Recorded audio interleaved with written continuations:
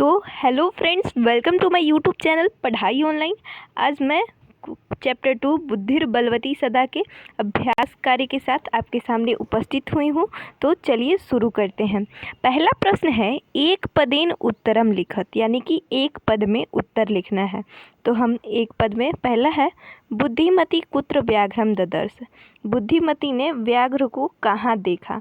तो इसका उत्तर हो जाएगा गहन कानने। गहन कानने हम ये लिख देंगे, गहन कानने, क्योंकि वो जंगल, घने जंगल में रहती थी, सो हम गहन कानने इसका उत्तर लिख सकते हैं। अगला है भामिनी कया विमुक्ता, यानी कि भामिनी जो थी रूपवती स्त्री, वो किससे मुक्त हुई, यानी कि किसकी। तो निज बुद्धिया, अपनी बुद्धि, अपने जो बुद्धि थी उससे मुक्त हुई। इसका बहुत लोग उत्तर लिखे थे ये व्याघ्रात, लेकिन व्याघ्र हो गया, बाघ से मुक्त हुई थी, लेकिन व्याघ्रात जो है वो आपको पता होना चाहिए, ये पंचमी विभक्ति है, ठीक है। लेकिन हमें यहाँ पर कया जो है, कया तृतीया विभक्ति का एक वचन है, इसीलिए हम निज बुद्धियाँ ही लिखेंगे, और मेरे हिसाब से तो यही सही है। अगला है सर्वदा सर्वदा सर्व कार्येषु का बलवती, यानी कि सदा सभी कार्यों में क्या बलवान होता है। तो वो है हमारी बुद्धि, तो हम लिख देंगे बुद्धि। अगला है व्याघ्रः कस्मात् बिभेति, यानी कि बाघ किससे डरता है, बाघ किससे डरकर भाग जाता है, वहाँ पर वही वाला है, तो हम लिखेंगे मानुषात्। बुद्धिमत्या भी होगा, लेकिन यहाँ पर हमारे श्लोक में या पाठ में जो दिया था वो दिया था मानुषात्, तो हम मानुषात् लिखेंगे। उस समय याद है सियार बोलता है कि आप मनुष्य से डर गए, मनुषात् विभेति। और इसी प्रकार अगला है प्रति उत्पन्न बुद्धिमति किम आक्षिपन्ति उवाच, यानी कि अपनी प्रति उत्पन्न बुद्धि से बुद्धिमति क्या बोली। तो किससे बोली, किम मतलब किससे बोली, तो जम्बुकम, यानी कि जो सियार था उससे बोली, क्योंकि जी सियार का क्या होता है हम जानते हैं, सियार का पर्यायवाची होता है जम्बुका श्रृगालः, ठीक। हमें ये हमेशा याद रखना है, वैसे एग्ज़ाम में तो नहीं आने वाला, लेकिन हमें याद रखना चाहिए। अगला है अधोलिखिता नाम प्रश्ना नाम, अधोलिखिता नाम प्रश्ना नाम उत्तराणी संस्कृत भाषया लिखत, यानी कि जो निम्नलिखित प्रश्न हैं उनके उत्तर हमें संस्कृत में देने हैं। तो चलिए शुरू करते हैं। पहला है बुद्धिमती केन उपेता पितु गृहम प्रति चालिता, यानी कि बुद्धिमती किसके साथ पिता के घर जाती है। तो बुद्धिमती पुत्र द्वयः उपेता पितु गृहम प्रति चालिता, यानी कि बुद्धिमती अपने दोनों पुत्रों के साथ पिता के घर जाती है। अगला है व्याघ्रः किम विचारे पलायित, यानी कि बाघ क्या सोच के भागा वहाँ से जब बुद्धिमती बोली वो। तो काचिद इयम इति इयम व्याघ्र मारी इति विचारे व्याघ्र पलायित, यानी कि कहीं यही व्याघ्र मारी नहीं है, बाघ को मारने वाली, यही सोचकर विचारे, यानी कि सोचकर व्याघ्र पलायित, बाघ भाग गया। अगला है लोक के महतो भयात कह मुच्यते, यानी कि लोक में महतो भयात कह मुच्यते, यानी कि लोक में महान भय से और कौन मुक्त होते हैं। तो लोके महतो भयात बुद्धिमान मुच्यते, यानी कि जो बुद्धिमान होते हैं, जो बुद्धिमान होंगे वही मतलब अपनी बुद्धि का प्रयोग करके और भाग मुच्यते, यानी कि छुटकारा पा सकते हैं किसी भी भय से। अगला है, एक सेकेंड, अगला है जम्बुकः किम वदन व्याघ्रस्य उपहासम करोति, यानी कि जम्बुक श्रृगाल क्या कहकर व्याघ्रस्य बाघ का उपहास करता है, बाघ का उपहास करता है, मजाक उड़ाता है। तो सियार क्या बोलता है कि भवान कुतः पलायितः, वो हंसकर बोलता है, ये हमें याद रखना चाहिए कि वो हंसकर बोलता है, भवान कुतः पलायितः इति जम्बुकः वदन व्याघ्रस्य उपहासम करोति, यही बोलकर वह मतलब बाघ का उपहास उड़ाता है। अगला है बुद्धिमती, जो बुद्धिमती है श्रृगालम किम उक्तवती, यानी कि बाघ मतलब सियार से क्या कहती है। तो उस समय वो जो बाघ के साथ लेके गया होता है तो क्या कहती है वही देखना है। तो कहती है बुद्धिमती श्रृगालम, उक्तवती भी कह सकते हैं, रे रे धूर्त त्वया मह्यम पुरा व्याघ्र त्रयम दत्तम, यानी कि तुमने मुझे 3 बाघ दिए थे। इसका पूरा उत्तर मैं बोल देती हूँ, उसके बाद मैं आपको अर्थ बताऊंगी। रे रे धूर्ता त्वया मह्यम पुरा व्याघ्र त्रयम दत्तम विश्वास्य अपि, हम कोष्ठ में लिख सकते हैं, अद्य एकम आनीय कथम यासी यत इति वधुना अधुना वद, यानी कि तुमने तो मुझे पहले 3 बाघ देने का मतलब दिया था और अब तुम पर विश्वास होने के बाद से एक ही लाए हो। बोलो अब बोलो क्यों लाए हो ऐसा, मतलब यही कहती है। अगला है स्थूल पदम आधृत्य प्रश्न निर्माणम कुरुत, यानी कि हमारे जो नीचे ये जो अंडरलाइन किए गए हैं उनसे प्रश्न निर्माण करना है।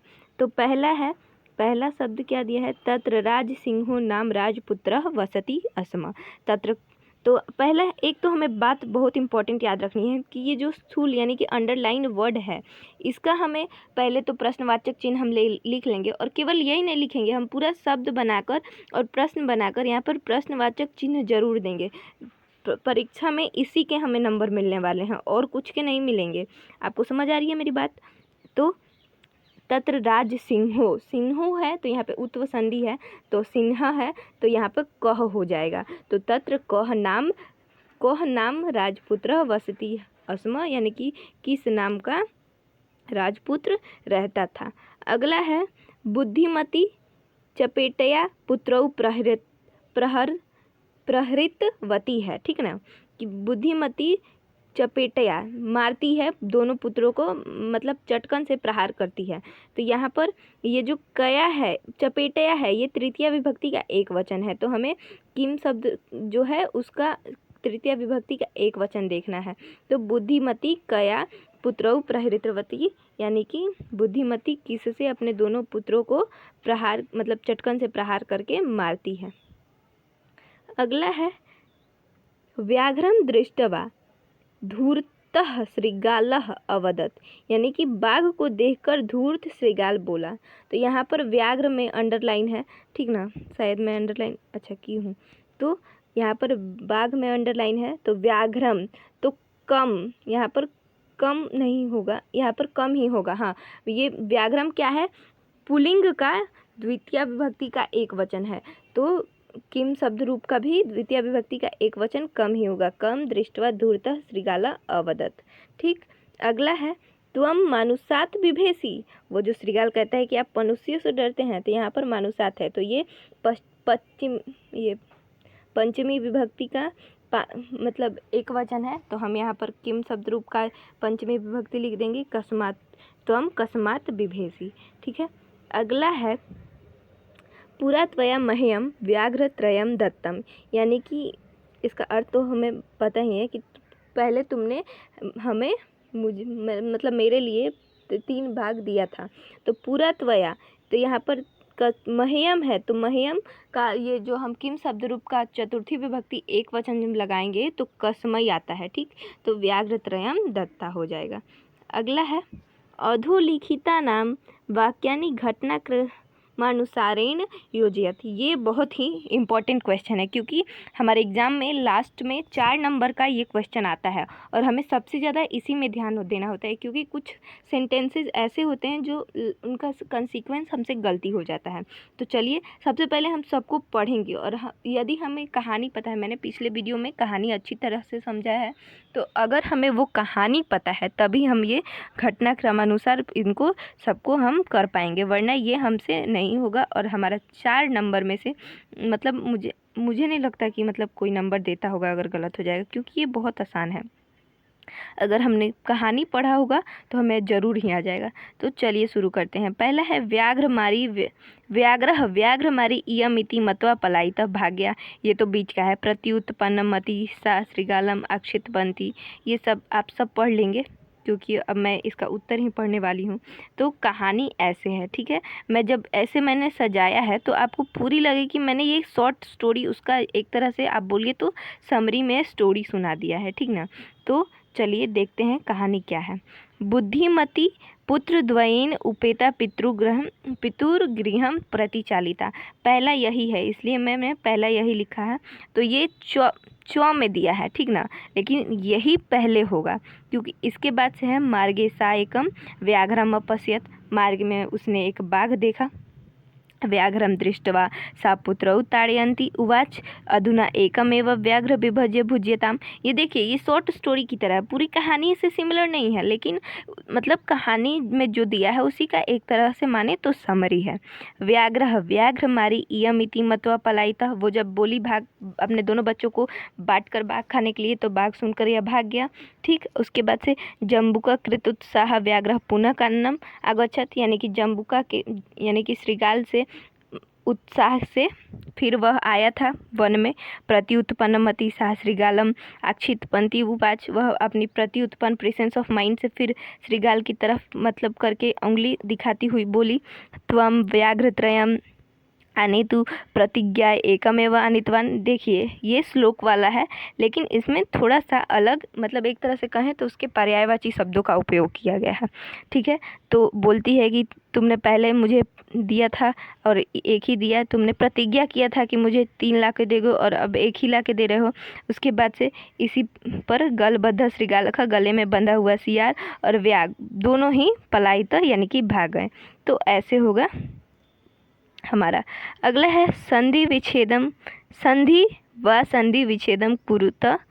तो ऐसे हमें संधि विच्छेदम के कुछ नियम होते हैं, वो जानना बहुत ही ज़रूरी है, तभी हम संधि विच्छेद कर पाएंगे। यहाँ पर मैं थोड़ा थोड़ा आपको बता दूंगी। उसके बाद से अगर संधि पर आपको पूरी जानकारी चाहिए तो आप संधि से रिलेटेड वीडियो देख सकते हैं।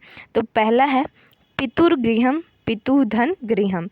तो यहाँ पर ये जो उपसर्ग है इसका यहाँ पर रेफ र हो जाएगा, क्योंकि ये रत्व संधि विसर्ग रत्व संधि पर आधारित है। एक धन एक धन एक, ये तो वृद्धि संधि है। ठीक है, अन्य अपि अन्यो अपि यहाँ पर उत्व संधि है।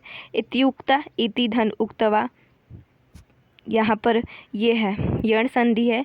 यत्रास्ते यत्र धन आस्ते यत्रास्ते, यहाँ पे तो दीर्घ संधि है। तो ऐसे ही हमें संधि के नियम याद होंगे तो हम आराम से किसी भी संधि का विच्छेद या संधि विच्छेद हम कर सकते हैं। अधोलिखिता नाम पदा नाम अर्थम कोष्ठकात चित्वा लिखात, यानी कि निम्नलिखित पदों के जो मतलब जो सही अर्थ हैं वो हमें कोष्ठक में यहाँ पर दिए गए हैं, इनमें से चुनकर लिखना है। तो चलिए शुरू करते हैं। तो यहाँ पर दिया है ददर्श। ददर्श का अर्थ होता है कि देखा, ये क्या है, देखी। तो ये जो है पास्ट टेंस में है, तो दर्शितवान और दृष्टवान में दृष्टवान होगा, क्योंकि दर्शितवान होता नहीं है, जब उसमें जब अक्तवतु प्रत्यय लगाते हैं तो दृष्टवान हो जाता है, दर्शितवान नहीं होता है। ठीक है, अगला है जगाद, यानी जगाद का अर्थ होता है कही। तो कही किससे मिलता है, कही अखतयत यानी कि कही, अगछत यानी कि आई, इससे नहीं मिलता। यहाँ पर यवऊ मतलब ले गया, याचितवान और गतवान मतलब गतवान मतलब गया। तो ठीक है, ययऊ से गतवान ही मिलेगा। अतुम का अर्थ होता है खाने के लिए। इसमें देखिए अतुम का हमें धातु पता होना चाहिए, ये थोड़ा सा नॉर्मल नहीं है, लेकिन खाने के लिए खादितुम भी होता है, लेकिन अतुम का प्रयोग किया गया है। तो अद धन तुमुन इसमें प्रत्यय है, तो खाने के लिए इसका अर्थ हुआ, तो खादितुम इसका पदनाम मतलब इसका अर्थ का है। मुच्यते यानी कि मुक्त हुआ, तो यहाँ पर मुक्तो भवति इसका अर्थ हो जाएगा। इच्छते यानी कि देखा, तो यहाँ पर पश्यति नहीं होगा, इच्छति होगा। इच्छते है तो इच्छति होगा, यहाँ पर मैंने गलती से वैसे कर दिया है, सॉरी फॉर द मिस्टेक। अगला है पठात चित्वा पर्याय पदम लिखत, यानी कि पाठ से पर्याय पद छाँट कर लिखना है। तो वनम का काननम होगा, श्रृगालः का जम्बुकः, शीघ्रम का सत्वरम, पत्नी का भार्या, गच्छसि का यासी।